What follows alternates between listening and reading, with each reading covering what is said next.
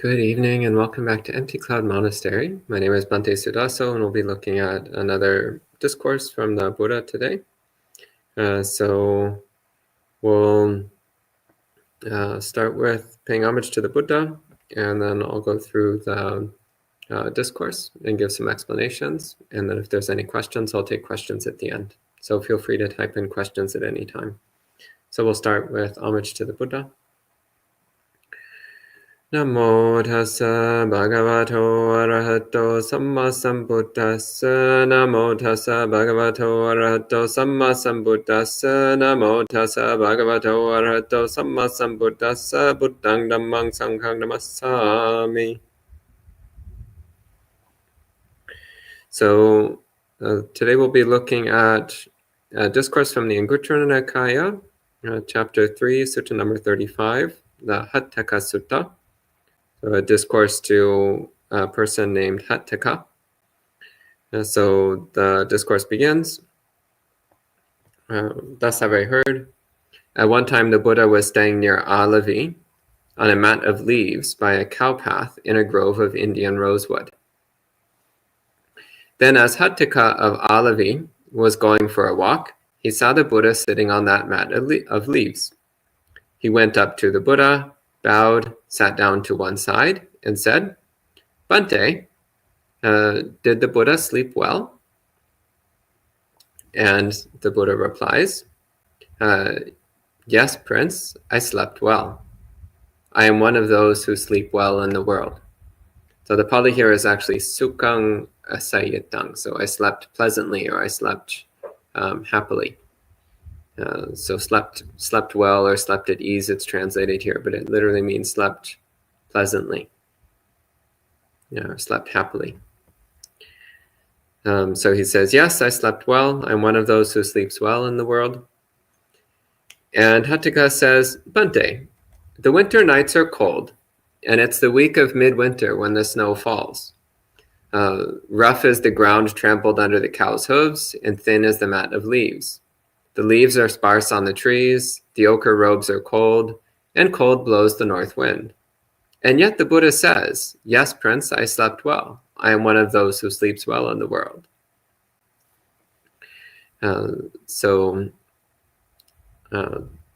the Buddha says that he sleeps well, and the person is saying, yeah, but it's cold. You're only wearing those robes. You're sleeping outside on the hard ground with just some leaves for a bed. So why is it that you say you slept well? So the Buddha replies, he says, well then, Prince, I'll ask you about this in return, and you can answer as you like. So this is one of the common ways that the Buddha would teach, is when asked a question, the Buddha would reply with a series of counter questions in order to get the other person to draw out the meaning on their own. So the Buddha says, what do you think? Take the case of a householder or his son who lives in a bungalow, plastered inside and out, draft-free, with door fastened and window shuttered. His couch is spread with woolen covers, shag-piled, pure white, or embroidered with flowers, and spread with a fine deer hide. It has a canopy above and red pillows at both ends. So just a linguistic note here, which is that the description that the Buddha just gave, the couch with woolen covers, fine deer hide, canopy above, red pillows at both ends, and all that. This is a stock phrase that we see many places in the suttas. So it appears to have been an idiom or a stereotype of a especially luxurious sleeping place. So where this is mentioned in the suttas, it's normally in reference to people who are a bit more on the wealthy side and can afford particularly comfortable accommodations in their home. So again, he has this delightful couch with all these covers and pillows and blankets. And the Buddha says, an oil lamp is burning there, and his 4 wives attend to him in all manner of agreeable ways. What do you think, Prince? Would he sleep at ease or not? How do you see this? So again, sukha. Would he sleep with sukha? Would he sleep pleasantly? And Hataka replies, he would sleep pleasantly, Bhante. Of those who sleep pleasantly in the world, he would be one.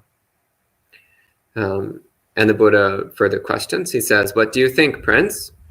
Is it not possible that a fever born of greed, physical or mental," so that's greed for physical experiences or greed for mental experiences, "might arise in that householder or householder's son, burning him so he sleeps badly?" And Hataka replies, "Yes, Bhante." Here again, the term fever literally means, in Pali, it's parilaha, which literally means completely burning. And in the suttas, we see this term used many times to mean the state of mind when one is overcome with powerful defilements, especially when the mind is overcome with greed or desire. Then the mind it's like it's completely on fire, it's completely burning. So the sense of inner torment. And this term burning is also used in the suttas to mean the state of torment, of torture, of being constantly tormented by one's own desires. So again, first he gives this description of what sounds like a very comfortable, pleasant, idyllic place to sleep. But then he's like, well, but what if the person's mind is on fire with greed? It's burning with desire. Wouldn't that make it so that they sleep poorly, so that they sleep in dukkha? So it's translated here as sleeps badly. It's in Pali, it's dukkhaṃ sayeya. So they sleep painfully or uncomfortably or unpleasantly. And Hatthaka replies, of course, yes, Bhante. And the Buddha says, the greed that burns that householder or householder's son, making them sleep uncomfortably, has been cut off at the root by the Tathagata, made like a palm stump, obliterated and unable to arise in the future. That is why I sleep pleasantly. And then he further says, what do you think, Prince? Is it not possible that a fever born of hate, and he gives the same thing, so one might be burned burned from the inside by hate, whether hate for physical things or mental things. And the third case, a fever born of delusion. Again, delusion connected with physical or mental things, might arise in that householder or householder's son, burning him so he sleeps uncomfortably, sleeps painfully. And the person replies, yes, Bhante. And the Buddha says, so that hate and that delusion that burns that householder or householder's son, making them sleep uncomfortably, has been cut off at the root by the Tathagata, made like a palm stump, obliterated, and unable to arise in the future. That's why I sleep pleasantly. And then the sutta ends with a short verse, as is common in Anguttara Nikaya. So it says, a Brahmin who is fully quenched always sleeps pleasantly. So for those who don't know, in the suttas, the term Brahmin is often used to mean more generically a holy person or a spiritually attained person. So it doesn't always mean the caste from Indian society, but the Buddha often used the word Brahmin to mean a person who is achieves holiness through their own spiritual practice, rather than necessarily what family they were born to. So that's what it means here. So a Brahmin who is fully quenched fully quenched is the translation of parinibbuto, which means someone who has completely attained nibbana, someone who has attained full awakening, full enlightenment. So a holy person who has attained full enlightenment always sleeps pleasantly. And he says, sensuality slips off of them. They are cooled and free of attachments. Since they've cut off all clinging and removed stress from the heart, the peaceful sleep pleasantly, having found peace of mind. So that's the end of the sutta. Just a few comments before moving to questions.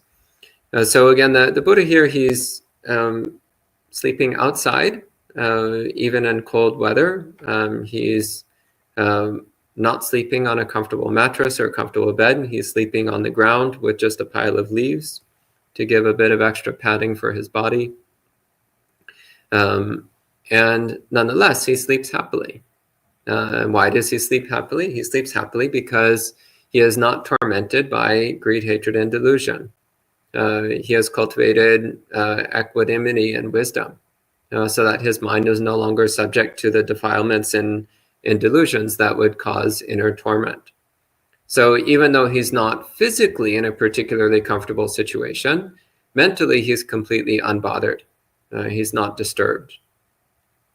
But then he gives the example of even if somebody physically has a very comfortable situation, if their mind is still tormented by defilements and delusion, then regardless of their comfortable physical situation, they will still be tormented. They will not be happy and at ease, and they will not sleep well at night. So again, this is something which is quite relevant in monastic life. So one of the practices that we've been doing since the time of the Buddha is the practice of wandering. And when we go wandering, then we do in fact have to do things like sleep outside in the cold without comfortable mattresses, because it's very hard to carry a comfortable mattress when you're walking 20 kilometers a day. Sometimes you don't bring enough warm things and it gets quite chilly in the middle of the night. You're hungry, you're tired, you're achy. And yet, if one cultivates equanimity, then none of those things are a problem. None of those things bother or disturb the mind. So this is what the Buddha is pointing to here, is that when we cultivate equanimity, when we cultivate purity of heart, a heart that is pure from greed, hatred, and delusion, then no matter what physical circumstances we encounter, then our mind will always be at ease. And will always be comfortable no matter what's going on physically. So we can respect the sutta with 3 sadhus, and I'll see if there's any questions. Sadhu, sadhu, sadhu. Okay. And welcome to the people joining in online. Welcome to Richard, Karen, Maria, Manal, Mike, Olga, Luisa, Jayanta, Brian, Amy, Geeta, Yankee, Amaranta, and Mary. Good to see all of you. I see a couple questions. And Richard says, after my 3rd daily meditation, I do 3 a day. That's very good. Congratulations. Says, after my 3rd daily meditation, I always say, may I be like the householder Chitta and Hataka of Alavi, because I want to be a good Buddhist layman. How can I be more like them? That is a really good aspiration. Yeah, there's in the suttas, there's some really good examples of wonderful Buddhist lay people. So the ones you mentioned, Visakha is another one. Ambapali. I actually personally find the character of Ambapali extremely inspiring. And she was one of the Buddha's foremost lay disciples, and then later in life she also became a bhikkhuni. Though in the suttas, she's in most of the places in the suttas we see her as a lay woman. I believe it's only in the Therigatha that we get her story of becoming a bhikkhuni. So I find her quite inspiring. Anathapindika, of course, is one of the major ones. There's quite a number. There's quite a number of really top-notch Buddhist lay people that are mentioned in the suttas. So yes, I actually highly recommend for Buddhist lay people to read about the top quality lay people from the time of the Buddha and try to be like them. One of the ones that I also find quite inspiring is the character of Mahanama, who was a layman who had attained, I think he was a non-returner if I remember correctly, which is uncommon. There's not that many lay people mentioned in the suttas who are non-returners, because by the time one gets that far along the path, usually people become monastics. Anyway, but there's an account of him making offerings to the Sangha, and he reveals that even though he has the mental power of knowing which monks are better behaved than the other ones, which monks are more advanced in their practice than the other ones, which ones are maybe being naughty on the side, which ones are really pure, even though he knows this, he still gives equally to all Sangha members. He still supports all of the bhikkhus and bhikkhunis equally, even though he knows which ones are practicing better than the others and which ones are more advanced than the others. He still is impartial in supporting every Sangha member equally. I find that quite inspiring as well, and that it's not picking and choosing.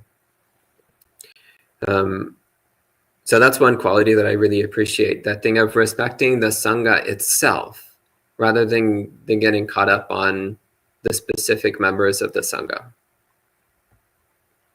Richard says, what are their most qualities for you? Yeah, that's actually one which comes to mind. So Mahanama's impartiality is one which I found quite lovely. Ambapali, who is very wealthy, famous, accomplished laywoman, who was a big supporter of the Sangha, and then later in life became a bhikkhuni and became an arhat. I find her quite inspiring as well. Yeah, those are a couple. Mary says, leaves give extra padding for the body. I remember that at Tudong you all forgot to gather leaves to sleep on. I don't remember this story. It might have been something Ayasoma shared. But yeah, there's a few little tricks you can do, though ultimately it's all futile. The nature of the body is to be uncomfortable. And the secret to being comfortable is to stop trying to be comfortable. The secret of comfort is abandoning all hope of being comfortable. Just resign yourself to the body being uncomfortable, and then it will stop bothering you. So especially during meditation, this is really relevant. But also during Tudong, I remember one time we were wandering and we hadn't brought enough warm things. And we were somewhere where it got very cold and damp at night. And at first it's like, this is horrible, I hate this. And then at some point you just give up and you're just like, okay, it's cold and it's damp, but I still have to rest because we're going to be walking 20 kilometers tomorrow. So if I don't rest now, I'm certainly not going to be resting tomorrow. And once I resigned myself to this reality of being cold and damp, then I was able to drift off to sleep, and I actually woke up feeling surprisingly refreshed the next morning. Cold, but refreshed. And Brian says, the sutta is so real. When the mind is at ease, sleep is restful. If, however, when sleep is disrupted by anxiety, how would you recommend that be addressed? Well, to some degree, it depends on the nature of the anxiety. So one thing that's important with anxiety is to distinguish between the physical sensations and the mental activities. So often when someone says, I feel anxious, they're not actually talking about a mental process, but rather they're talking about a set of physical sensations which they've come to associate with anxiety. So could be things like rapid heart rate, or fluttering in the stomach, or a sense of tension in the body, or something like that. So if you can recognize those physical sensations and just relate to those physical sensations with mindfulness and equanimity, then you'll realize that that's not actually anxiety. It's just the body expressing its nature, the body expressing its tendency to produce sensations. And the other side of anxiety is, of course, mental activities. So it usually takes the form of seemingly uncontrollable mental processes, so thoughts and emotions streaming uncontrollably through the mind. And in that case, one thing that's really useful is just step back and watch it flow through the mind. Just watch it impartially, as though you are watching somebody else's thoughts. So don't try to make the thoughts stop. This is one of the great secrets to peace of mind. Peace of mind is not found by forcing your mind to stop thinking. Peace of mind is found by choosing not to be bothered by the thoughts the mind produces. Peace of mind is found by not taking the thoughts personally, not reacting to the thoughts, just accepting that the nature of the mind is to produce a certain amount of noise. And that does, under very specific circumstances, the mind does become silent. In very deep meditation, the mind can become completely silent, which is lovely when it happens. But most of the time, the mind has some level of noise going on. That's okay. That isn't a problem. That's just the nature of the mind. So when you observe these anxious thoughts flowing through the mind, well, just observe them. Don't take them personally. Don't take them seriously. Don't get involved in them. Don't react to them. But also don't try to stop them. It's just background noise. It's like when your neighbor is watching a violent movie and they've got the volume up a bit too loud and you can hear it. It's like, well, what are you going to do? That's just how it is. That's the background noise. So you just practice equanimity. You can't stop it. But what you can do is to choose to stop being bothered by it.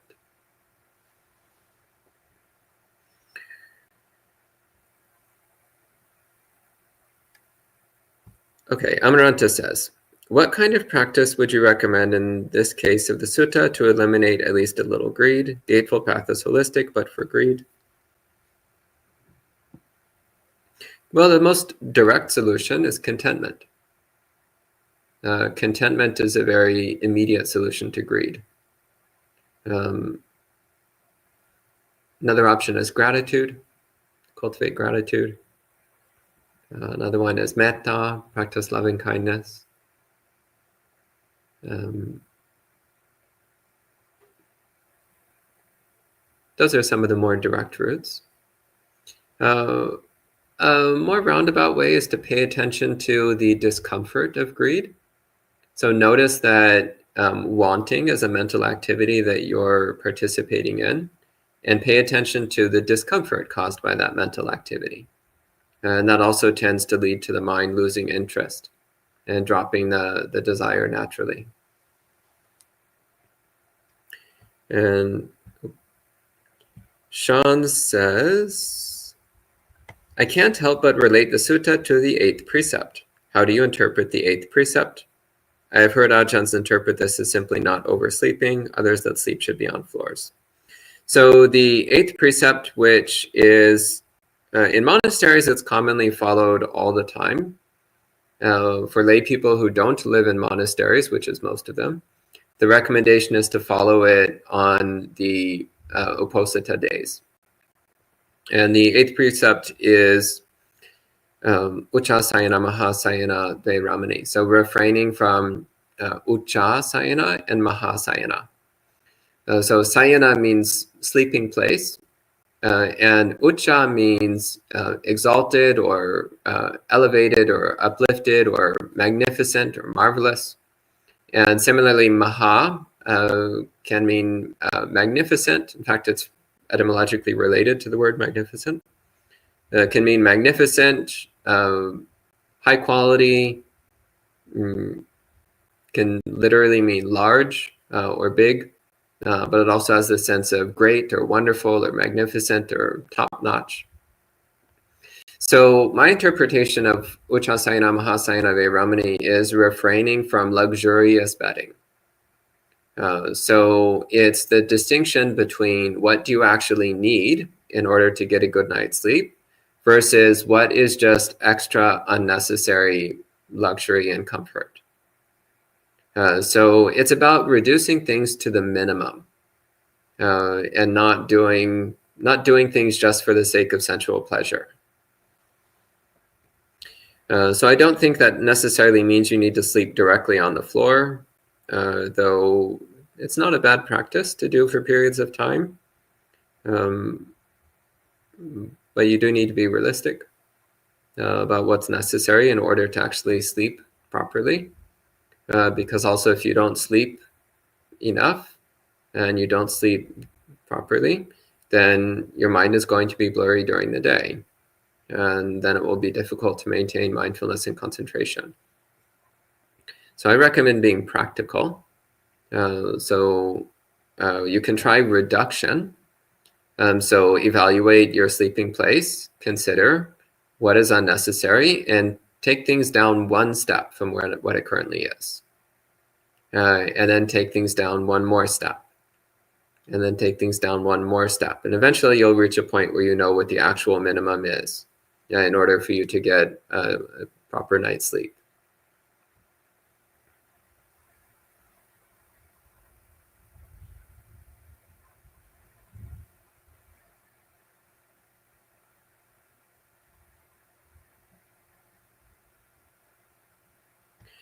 So Monel says, I've tried to recognize the discomfort of having cold feet when going to bed, especially in the frigid winter weather. For the past 2 months, I've pushed the space heater next to the bed away as a practice. It's within reach, but I don't turn it on.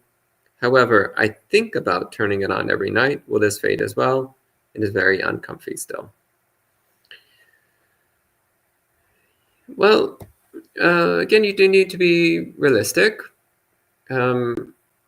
Is it just that you want the pleasure of having a bit of extra warmth, or is that you actually need it in order to fall asleep at night? If you don't need it, then don't even have the space heater in your room. Only have it there if you actually need it. If it's not even in the room, then you won't even think about it. But it might take some time. If you're used to always sleeping with a space heater by your feet, then it might take some time to get used to not sleeping with the space heater.